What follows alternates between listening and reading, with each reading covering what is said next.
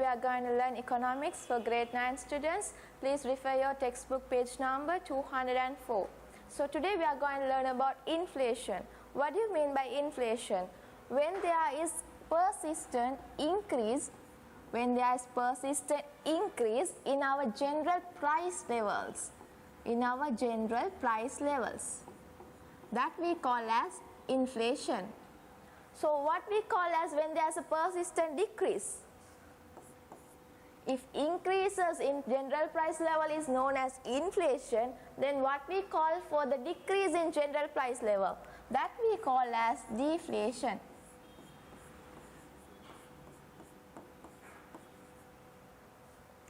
When there is an increase in general price level, we call it inflation. When there is decrease in general price level, we call it deflation.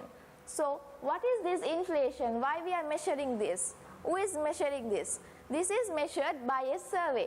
Who does this survey? The central bank of any country will be doing that survey, central bank. What is the survey? That we call that as consumer price index. What is this consumer price index now? This is an index that we use to measure this inflation. As we measure your marks by numbers, by percentages, we measure the inflation using the consumer price index. Now, how to calculate this consumer price index? Here we take the number of goods that are used by many family. Number of goods and services which are used by many families in the economy. Say there are 600 goods that are mostly used by most of the families, so we record all their prices. Then we'll record it, we'll take the sum of that. This is the sigma, that means the total or sum of all the prices. So we take that one. So here I have took 3 prices, and down part is divided by the number of prices.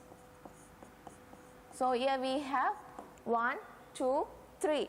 So I'll put 3.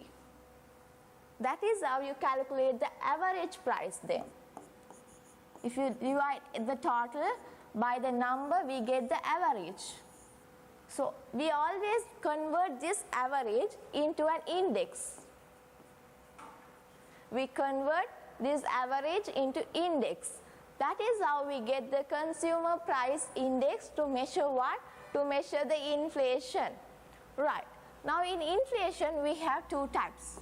First one is demand pull inflation. Demand pull inflation.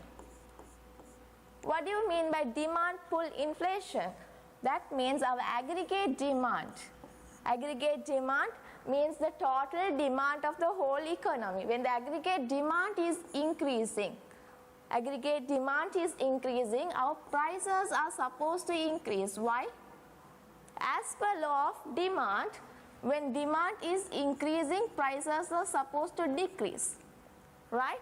But in demand pull inflation, when the demand is increasing, prices are supposed to increase. Why? To bring the economy to the equilibrium, we have to increase the price. When prices are increasing, the demand will be automatically decreasing. That we call as demand pull inflation. So this is mostly affecting the consumers. Demand pull side is from the consumers. For an example, if there are more and more people, they go for a job, they get an income. When the income is increasing, their cash in hand will increase. When cash in hand is increasing, they want more and more goods and services. So their aggregate demand is increasing. When demand is increasing, to bring the demand to the equilibrium, price have to increase.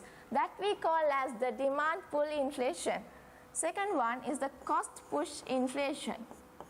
Cost push inflation. This is mostly from the producer's side. So what is this cost push inflation? That means the cost of production is increasing. That means the cost of production is increasing. Think of a sandwich. When sandwich has two sandwich, up down. So up part will take it as a price. Up one is as a price, and the down part will take it as a cost, and the middle layers will take it as a profit margin. So when the cost is increasing, the profit margin of the producers will be decreasing.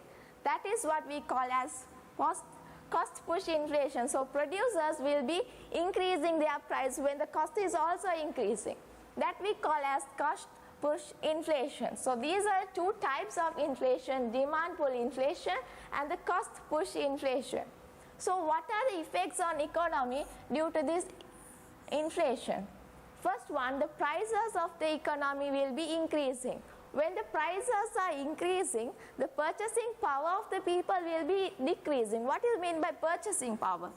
Purchasing power means what? That means how many goods that you are buying using the money that you have. How many goods that you are buying using the money that you have. Think of 1,000 rupees. So if you have got 1,000 rupees, you have bought 2 goods. When? That is in 2010. We'll assume as 2010 you bought 2 goods. In 2020 you are buying only 1 good. That means the same 1,000 rupees. That means your purchasing power of the money has reduced. So when the purchasing power is reducing, the workers who are working in these businesses and the firms will be demanding for high salary. Why?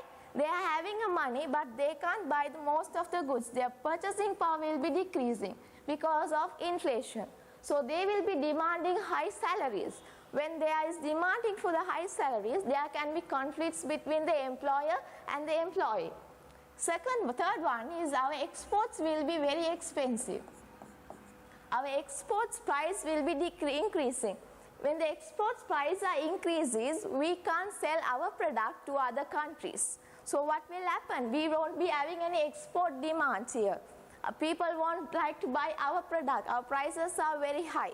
So they will go for another alternative where they have low prices product. Next one is the unemployment. People might lose job. When there is when there is conflict between the employer might fire some employees. So what will happen? There can be unemployment. So I hope that the consequence of an unemployment you all already know. So these are the effects of inflation. I hope you guys understood the lesson today. Thank you for watching this video. Stay home, stay safe.